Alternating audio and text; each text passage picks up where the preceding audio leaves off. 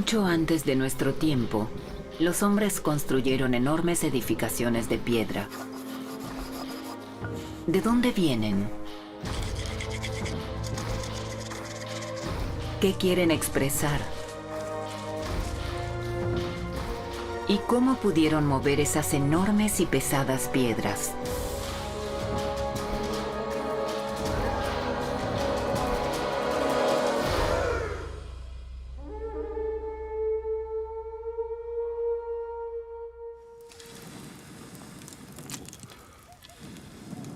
Hace unos 10.000 años, el hombre comenzó a cultivar la tierra y criar animales. Se hizo sedentario.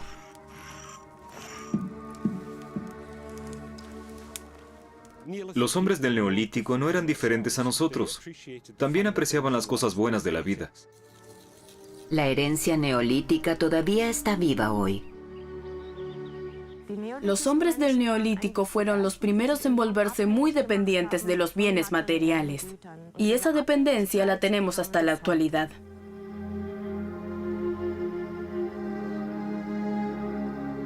Todo lo que sabemos proviene de hallazgos individuales. Las piedras son una fuente esencial si realmente queremos comprender a los primeros humanos. Muchas pistas e indicios yacen enterrados bajo tierra. Nuestros antepasados camuflaron sus tumbas megalíticas en colinas, hitos para el recuerdo, por la eternidad.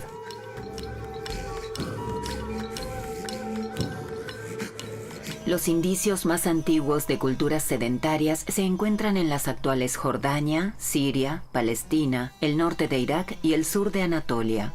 Hace 9.000 años, esta región era aún más húmeda y estaba más densamente poblada de bosques. Cerca de la famosa ciudad antigua de Petra, los científicos descubrieron varios asentamientos prehistóricos. A unos 10 kilómetros en línea recta desde Wadi Musa se encuentra Baya, probablemente uno de los yacimientos arqueológicos más extraordinarios de la época.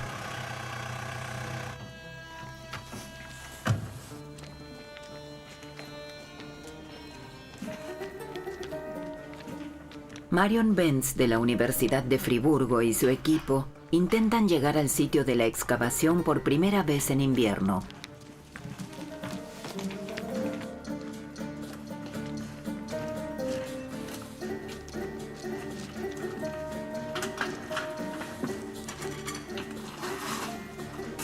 El yacimiento arqueológico está ubicado en una meseta a 1.200 metros sobre el nivel del mar. El equipo tiene que escalar por un desfiladero.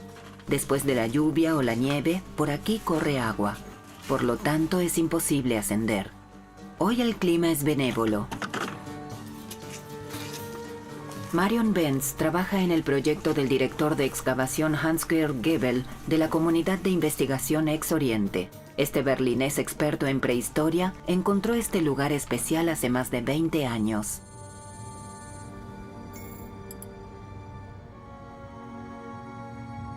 Hasta el momento, los investigadores han excavado en 6 lugares y han realizado varias muestras. Indican que toda el área de 1,5 hectáreas estaba edificada.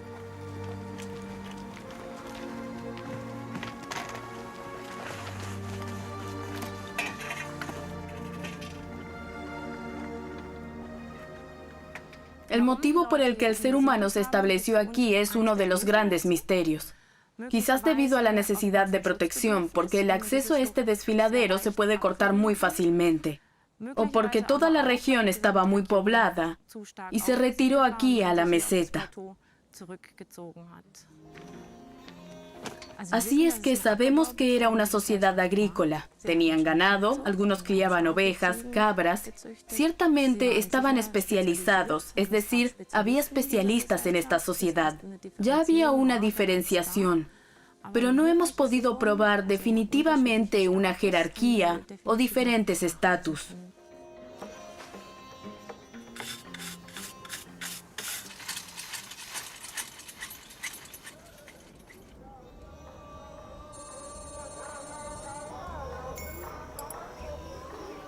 Las casas son aproximadamente del mismo tamaño, lo que habla de una sociedad igualitaria. Los científicos suponen que estaban cerca el uno del otro y tenían habitaciones muy pequeñas. No había espacio para caminos.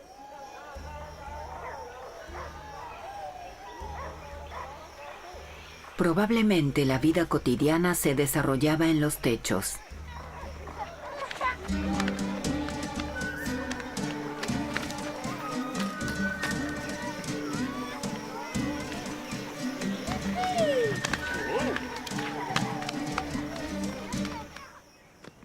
Las pequeñas cámaras se usaban para almacenar comida y como establos.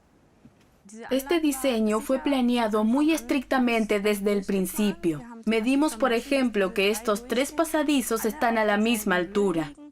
Además, el modo de construir es en capas muy prolijas, así que ciertamente debemos suponer que había especialistas que hicieron las paredes aquí inicialmente. Sin embargo, carecían de ciertos conocimientos. Por ejemplo, no conocían formas de ensamblar las paredes entre sí. Así que la pared corría el riesgo de derrumbarse y por eso se construyó este frontal para mantenerla en su posición original.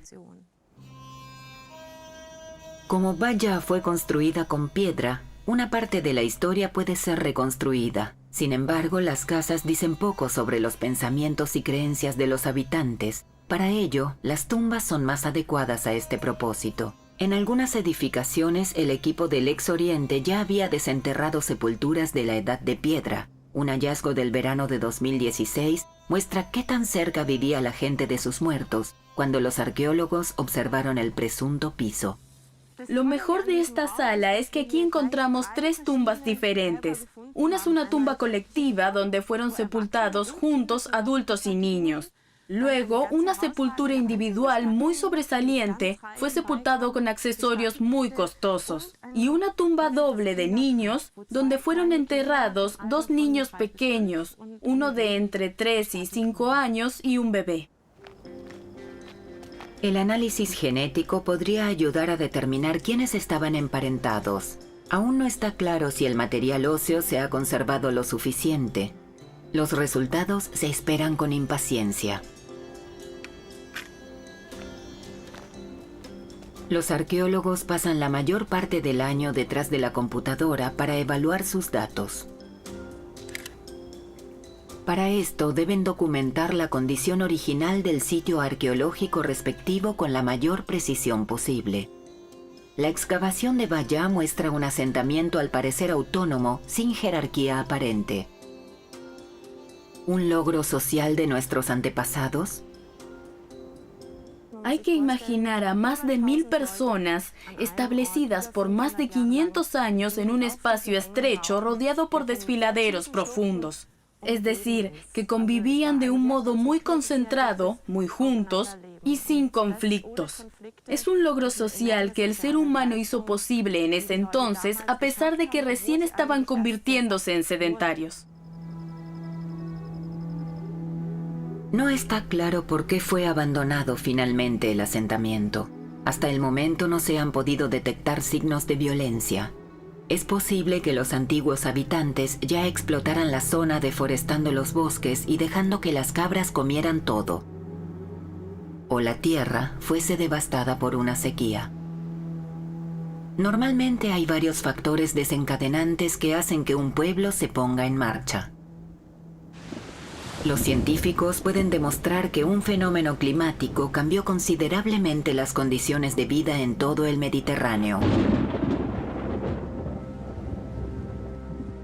6.200 años antes de Cristo hubo un gran suceso en el Atlántico Norte. Los restos de esta gran capa de hielo de América del Norte, el agua de deshielo desembocó en el Atlántico Norte, que se enfrió bruscamente y hubo un colapso del sistema de la corriente del Golfo durante aproximadamente 100 años. En ese tiempo, Europa Central se volvió mucho más fría, tal vez 1 o 2 grados, pero la zona del Mediterráneo mucho más seca. Y luego podemos imaginarnos que esta sequía de 100 años representó una amenaza real para el hombre, para la cultura neolítica temprana. Tal vez esa fue la razón por la que la gente se fue de Valla. Incluso en la actual Jordania hay muy poca agua. El verano es abrasador y el invierno gélido.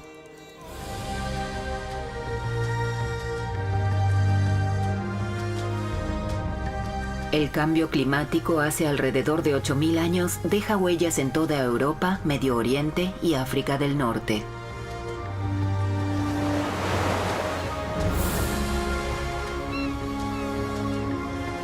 Desde finales de la última gran glaciación, el nivel del mar aumenta continuamente. Hace 4.500 años, el nivel del agua en Bretaña era unos pocos metros más bajo que en la actualidad. Poco a poco, el mar le arrebató a la tierra unos 500 metros.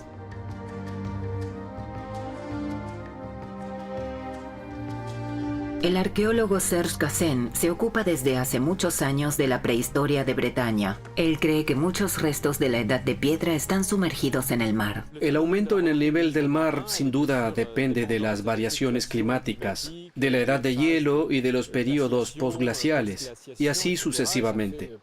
El nivel del mar se eleva aquí, en Bretaña, desde hace más de 60.000 años. Sin embargo, en el último milenio de las sociedades de cazadores y recolectores, aumentó particularmente deprisa. En aquel entonces desaparecieron en el transcurso de una generación lagunas enteras con peces y campos de recolección. Entre el 4500 y 3000 a.C., surgió a lo largo de la costa atlántica una civilización megalítica de fama mundial. En Locmaria-Ker se erigen 3 edificaciones megalíticas: el Gran Menhir Quebrado, el Túmulo de Ergra y el Dolmen de la Mesa de los Mercaderes. En esta construcción de unos 6.000 años de antigüedad no se encontraron ni huesos ni objetos funerarios. Los impresionantes grabados rupestres son los que hablan de la vida del mundo de entonces. En el techo de la Mesa de los Mercaderes se representan varios símbolos. Lo más claro que se reconoce son 3 grupos separados. Primero, un hacha con mango, en la que se observa muy bien la cuchilla pulida y el filo, así como la cazoleta en punta y su puño que termina en un cayado en forma de caracol. Y sobre el otro cayado, finalmente hay un animal del cual el resto de la espalda y de los cuernos se encuentra en Gavrinis.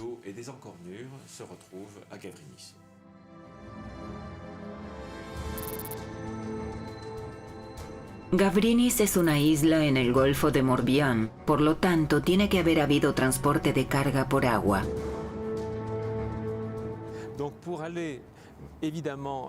Por supuesto, para llegar desde este punto de partida a la isla, que también era una verdadera isla en el período neolítico, había que pensar en un medio que flotase.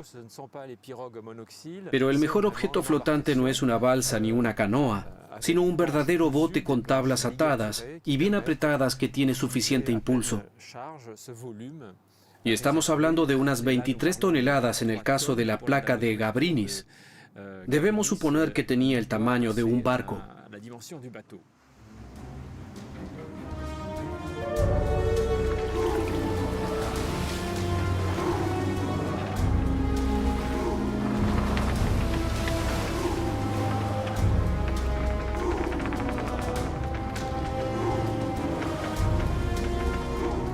El conjunto megalítico de Gavrinis es una de las reliquias más bellas del período neolítico. Debido a la roca, la forma y el trabajo, probablemente esta estela, antes de que se rompiese, se encontraba en línea con el Gran Menhir. La reutilización de los elementos individuales demuestra cuán significativa fue alguna vez la hilera de piedras. Conservó su valor ideal a lo largo de muchas generaciones.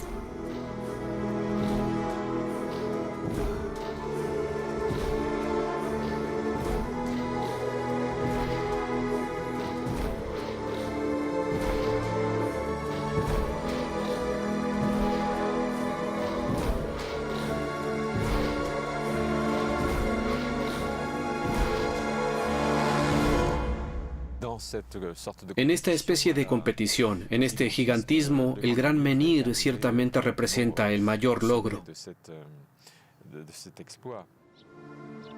El Gran Menhir partido fue derribado unos siglos después de su edificación. Con sus increíbles 18 metros, fue la piedra en posición vertical más alta de su tiempo.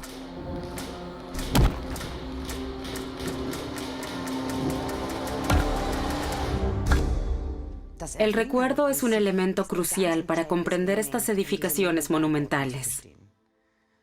Esta gran obra representó tanto la edificación para el recuerdo como también el recuerdo involuntario para muchas generaciones posteriores, de 50 generaciones posteriores. Solo las siguientes generaciones probablemente lo relacionaron con algo completamente diferente. Solo podemos suponer cómo el hombre del Neolítico imaginó su mundo, cómo podrían haber sido sus fantasías.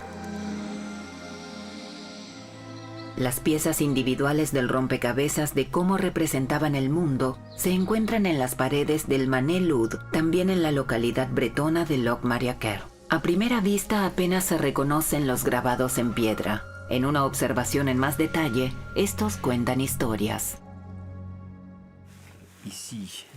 Aquí hay un bote y aquí un segundo bote. Las líneas verticales paralelas representan a la tripulación. Barcos, olas, ballenas. En aquel entonces las personas vivían principalmente de los animales marinos. Tal vez dependían de la pesca.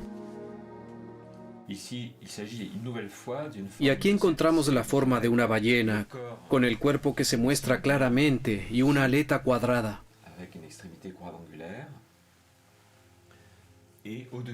Sobre la que se puede observar la fuente de la ballena, que se dibuja como una línea de arco en direcciones diferentes.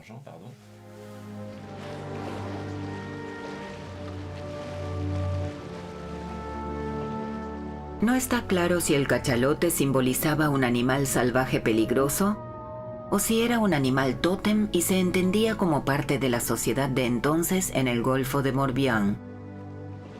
El hombre pinta animales desde que se perpetúa en las rocas. Por respeto, asombro, pasión.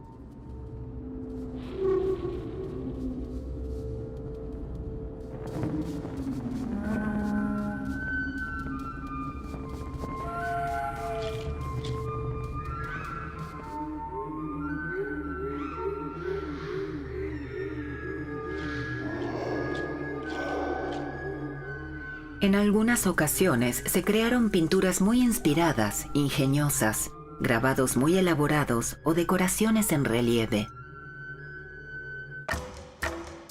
Los agricultores y ganaderos que salieron de Asia Menor en dirección a Occidente no se mudaron directamente del Egeo a Europa Central. La expansión fue errante y duró varios miles de años. Este inmigrante del Neolítico se encuentra hace 7.500 años atrás con el residente cazador-recolector europeo. Estos ya están en Europa fundamentalmente desde hace 40.000 años. Teóricamente han visto al Neandertal. Sucede en diferentes períodos de glaciación para Europa Central, donde pasan muchas cosas. Pero hace tiempo que están allí. Primero están allí y son completamente diferentes. Como también se puede calcular a partir de los datos genómicos. Tienen el último ancestro común con la población inmigrante de hace 30.000 años atrás. Ha pasado mucho tiempo desde que se separaron, el tiempo suficiente para no solo desarrollar una cultura diferente, sino también un lenguaje diferente, una apariencia diferente. Ni siquiera podemos imaginar lo extraños que eran. La población anterior de Europa vivía de la caza. Los recién llegados habían sido agricultores por varias generaciones.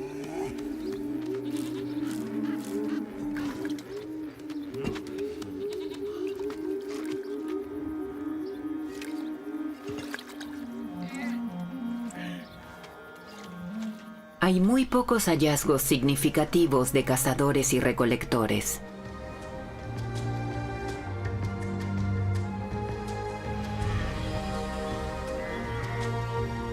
Es probable que los cazadores y recolectores migraran a áreas menos fértiles, tal vez hasta la periferia de las áreas pobladas. Finalmente, en el norte de Europa, encuentran ricas zonas de pesca que les sirven de alimento y también les permiten asentarse.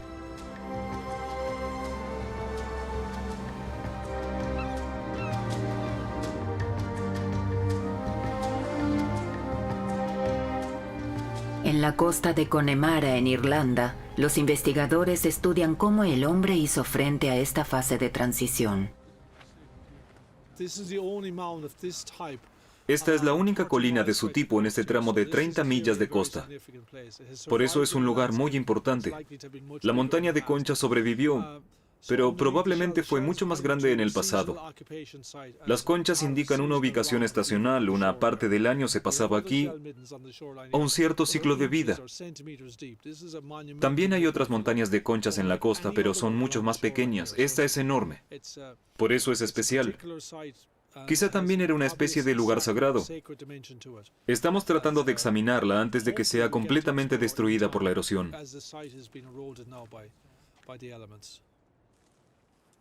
Entre los cuencos vacíos se esconden muchos pequeños tesoros del pasado.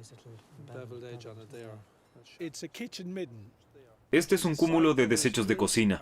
Este yacimiento surgió aquí porque se cocinaba hace unos 6.000 a 8.000 años. Fue dejado por los pioneros agricultores. Antes aquí vivían cazadores y recolectores en la costa de la bahía de Galway, es decir, precisamente en la costa atlántica. Allí están las Islas Aran. Es un área inhóspita y es estéril. Por lo tanto, los recursos pesqueros y los mariscos son muy importantes. Algunos de los primeros sitios excavados en Europa son montañas de conchas en el norte de Dinamarca. Desde hace 200 años se han llevado a cabo investigaciones en las montañas de conchas. Aquí tenemos un ejemplo clásico de esto. Se ha discutido mucho sobre estas montañas de conchas en el ambiente profesional. Por mucho tiempo se consideraron acumulaciones por corrientes oceánicas prehistóricas, pero con el tiempo todos están de acuerdo. Hoy sospechamos que las montañas de conchas se encuentran en la transición del Paleolítico al Neolítico. Eso realmente genera preguntas. ¿Adquirieron los cazadores-recolectores la cultura neolítica o fueron desplazados del continente por los primeros agricultores? Básicamente se trata de la gran pregunta fundamental del Neolítico. Si los agricultores inmigraron o si los cazadores se volvieron agricultores. Esto es difícil de responder. Sabemos que en muchas áreas donde supusimos que se originó de forma autóctona, hubo inmigración. Generalmente ambas teorías son concebibles. Para cada una de ellas existe evidencia.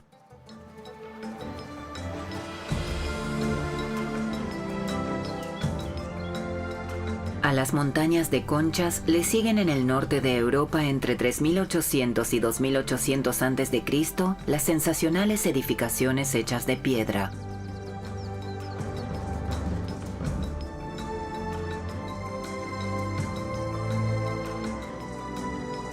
Harald Meller tiene una interesante teoría sobre cómo se produce este auge megalítico.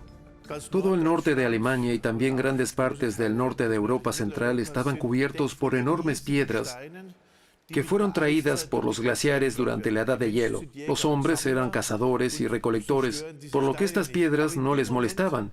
Pero en el momento que quieren trabajar grandes campos y arar, en ese momento las piedras son una gran molestia ya que se encuentran en su camino.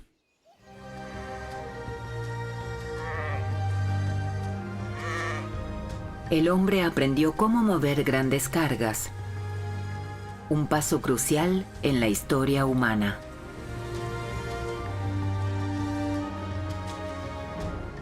Precisamente cuando se inventa la tracción en el cuarto milenio, alrededor del 3800 al 3600 a.C., precisamente en ese momento se construyen también otros megalitos, lo que significa que ahora tienen la oportunidad de sacar con los bueyes las grandes piedras de los campos y se les da un uso de culto. Se construyen templos megalíticos o se levantan menhires. Esto es muy práctico y seguramente con una gran carga ritual, pero en definitiva tienen grandes campos libres que pueden ararse con los bueyes y por lo tanto son increíblemente productivos y mucho más productivos que la gente del sur, que aún cultiva con la azada. Trabajo de campo con medios sencillos. Una fatigosa experiencia personal de los arqueólogos experimentales. Grandes campos no podían cultivarse en un día con una azada de madera. A pesar del duro trabajo físico y el riesgo de infecciones por convivir en espacios reducidos, los agricultores se multiplicaron más rápido que los cazadores y recolectores. La población creció rápidamente. Se inició un verdadero boom de la construcción. En Escocia surgió uno de los primeros círculos de piedra. Al norte de Alemania se produjo el auge de las tumbas megalíticas y en Bretaña los habitantes erigieron enormes pilares de piedra. El menhir du Champ d'Olonne de 9,5 metros de altura fue traído de al menos 4 kilómetros de distancia. Una leyenda dice que habría caído del cielo y así detuvo a 2 ejércitos en combate.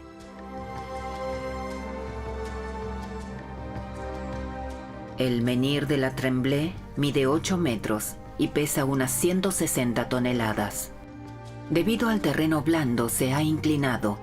La piedra torcida bloquearía junto con otras 2 piedras la entrada al infierno.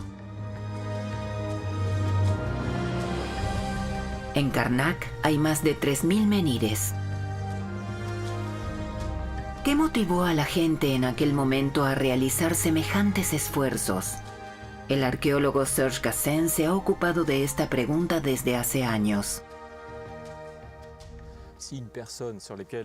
Si a alguien le damos nuestra plena confianza y asegura la supervivencia de la comunidad y su subsistencia, pondremos a disposición de esta persona nuestra fuerza de trabajo para que pueda obtener precisamente esos objetos rituales que lo hacen posible. Esto es así prácticamente en todas partes, solo que con mayor o menor intensidad.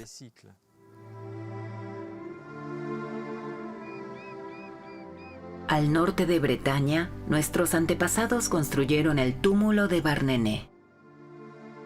Se considera uno de los complejos de sepulturas más antiguos y se fue ampliando cada vez más a través de 1000 años. En su interior se ocultan 11 dólmenes. Son construcciones que consisten en al menos 2 piedras de soporte y una de remate. Sin embargo, no servían como altares dada su apariencia, sino como cámaras funerarias. Por lo general no pueden reconocerse desde el exterior. Son parte de un gran complejo megalítico o están cubiertos de tierra.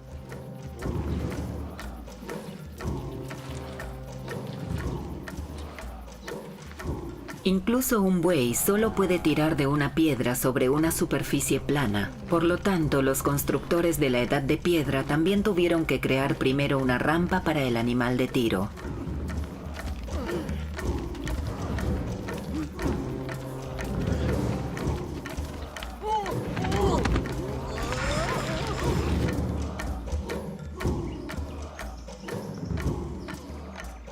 Las grandes losas de piedra pesan hasta 130 toneladas. Para mover este peso tan solo algunos centímetros de izquierda a derecha o incluso para levantarlas sobre piedras de soporte, se requiere de mucha mano de obra que primero debe organizarse.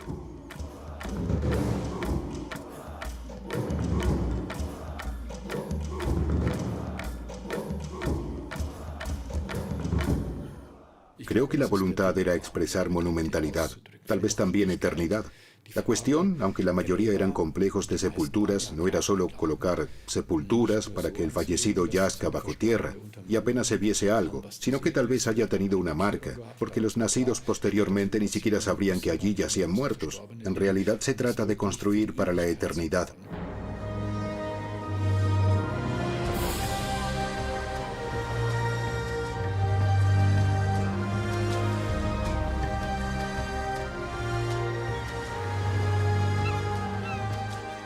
Los primeros hombres del Neolítico, los agricultores sedentarios del Neolítico, se extendieron gradualmente por todo el continente y llegan probablemente por mar hasta el norte de Escocia.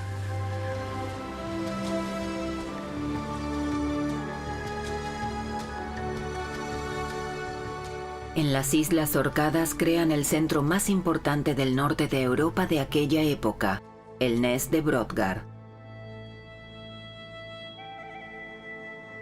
Hasta aquí llegan en peregrinación personas desde muy lejos. No está claro qué significado tenía Brodgar. Estas no son solo edificaciones, son obras arquitectónicas, bellamente construidas. Y este no fue un fenómeno a corto plazo, este lugar fue algo especial durante más de 1000 años. Una reconstrucción muestra cómo podría haberse visto el Ness. Edificaciones de piedra cubiertas de turba que hasta donde sabemos no estaban habitadas. El jefe de la excavación, Nick Card, y su equipo pueden trabajar directamente en Ness solo 2 meses al año. El resto del año, una lona protege el sitio sagrado del viento y la intemperie. Sin embargo, los arqueólogos hasta ahora han recuperado más de 500 objetos de arte.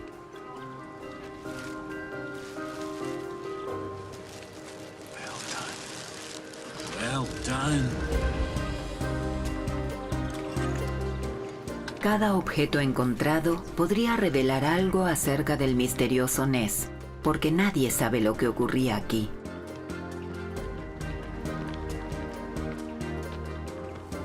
Entre las muchas cosas enigmáticas que se han desenterrado aquí, hay innumerables losas decoradas.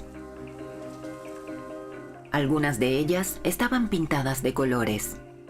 Además, se ha desenterrado una cantidad asombrosa de huesos de ganado y animales silvestres. Esto sugiere grandes festividades. El Ness de Brodgar fue un santuario del Neolítico, que fue abandonado después de unos 1000 años.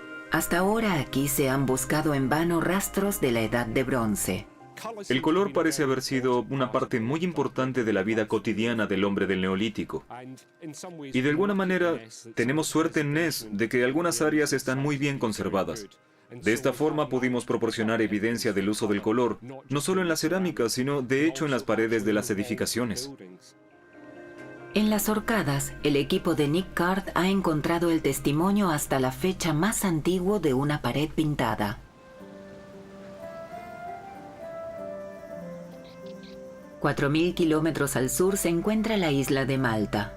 Aquí también los colores comenzaron a emplearse desde muy temprano. Los primeros grandes complejos de templos se construyeron alrededor del 4500 a.C. y todos estaban decorados con colores vivos.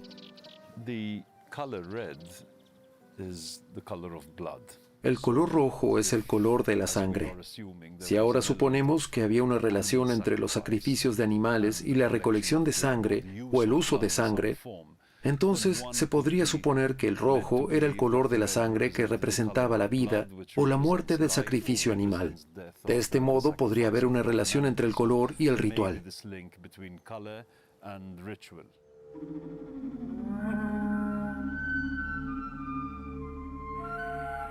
Aún hoy son reconocibles los relieves maravillosamente trabajados. Fueron tallados de la piedra arenisca con hojas de obsidiana y muestran la importancia de algunas especies de animales. Fueron inmortalizados en piedra tanto animales de caza como los primeros animales domésticos.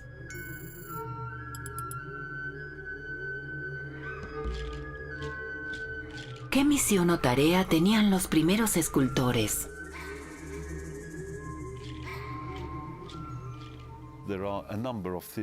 Hay muchas teorías al respecto, incluida la adoración a la naturaleza, ritos de fertilidad. La idea de una diosa madre se basa en el descubrimiento de varias estatuas que se supone que representarían a una mujer fértil y la idea de que cada madre también tenía una madre que tenía una madre.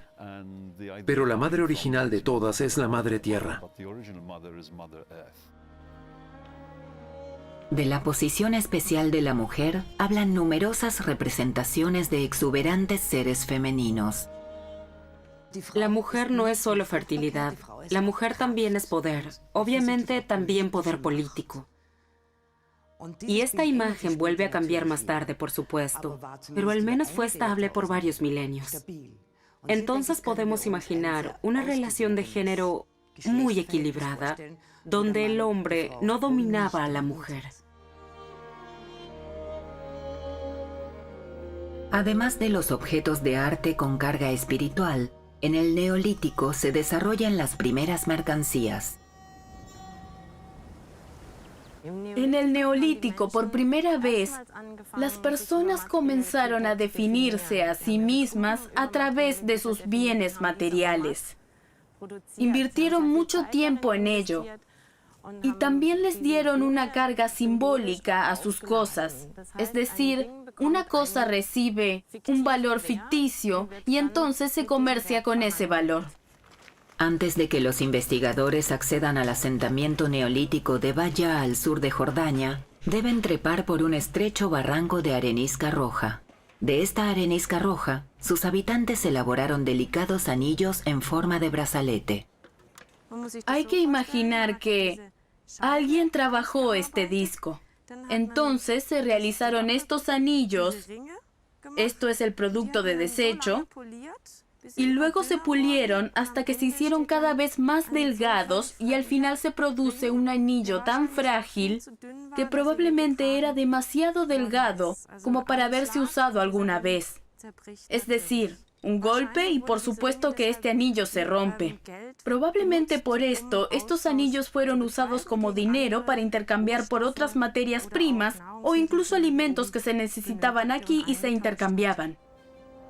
Tal vez este asentamiento extremo incluso fue elegido por el color de la roca, ya que en otros lugares se encontraron copias que fueron teñidas de rojo siguiendo el modelo de Baya. Las personas del período neolítico tenían una variedad de joyas hechas a partir de dientes, cuernos y fibras vegetales. Apreciaban diferentes tipos de rocas como pedernal o sílex, jadeíta y obsidiana.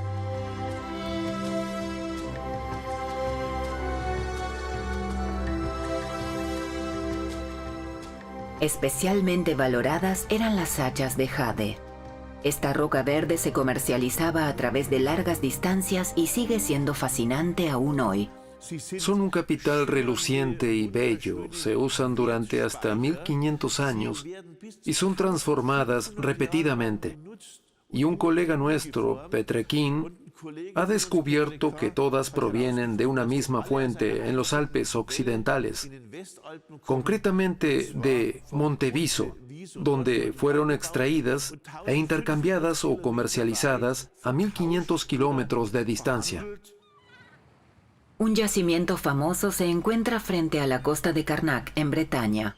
Aquí, buscadores de conchas, en lugar de crustáceos, descubrieron un tesoro inesperado: 4 hachas de jade que fueron depositadas allí hace varios miles de años en el suelo aluvial. Estas hachas, que al comienzo de su viaje tal vez hayan sido funcionales, pierden gradualmente su valor, pero se les da otros valores destacados. Se las decora de otra forma, es decir, se las vuelve a alisar para limpiar la hoja, de modo que, por ejemplo, el tacón quede lo más afilado posible, o de forma que pueda hacerse un borde en el centro de la cabeza del hacha. En el verano de 2016, el arqueólogo Pierre Petrekin se encontró con otro depósito de jadeíta que muestra que esta roca verde ya era extraída en el Egeo hace 9000 años. Un punto esencial que extiende la mirada de la historia.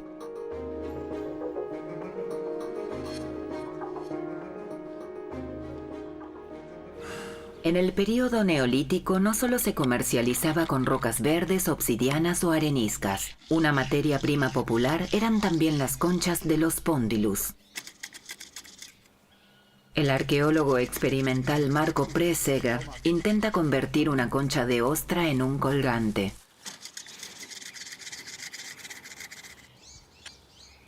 Las robustas conchas venían del Mar Negro a Europa Central, y aquí se procesaban para elaborar hebillas, brazaletes y colgantes.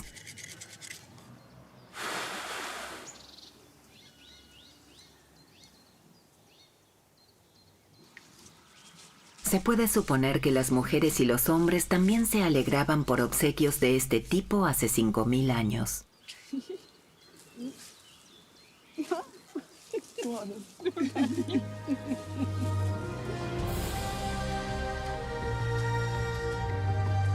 Algunos miles de años de desarrollo no importan. El hombre en ese momento tenía las mismas condiciones mentales y emocionales que nosotros hoy. Ha cambiado la forma de vida, cómo está organizada la vida cotidiana y cómo convivimos. En algún momento, el hombre comenzó a adorar a los difuntos y a sepultarlos. En consecuencia, construyó casas, cultivó cereales y cuidó de su ganado. Las edificaciones megalíticas demuestran que las personas fueron capaces de organizarse y trabajar juntas. Son un hito en la historia de la humanidad.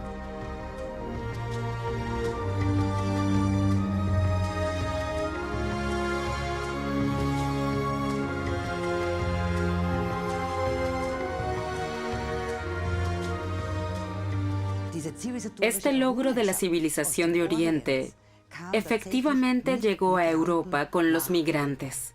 En este caso, realmente se puede abreviar: la migración trae civilización. Los inmigrantes del este se impusieron. Los cazadores-recolectores fueron absorbidos por las nuevas sociedades o se convirtieron por separado en agricultores. No hubo vuelta atrás. Esto fue ciertamente un avance. Debido a que la neolitización, la vida sedentaria, es la base de las posteriores civilizaciones avanzadas. Pero por otro lado, los enfrentó a otros enormes desafíos. Pero el hombre también aprendió a aceptar estos desafíos y superar las dificultades. Necesitamos conocer la historia para comprender nuestro presente. La explosión poblacional, el consumismo y las megaciudades son en última instancia un legado de la época neolítica en la que comenzó la vida sedentaria.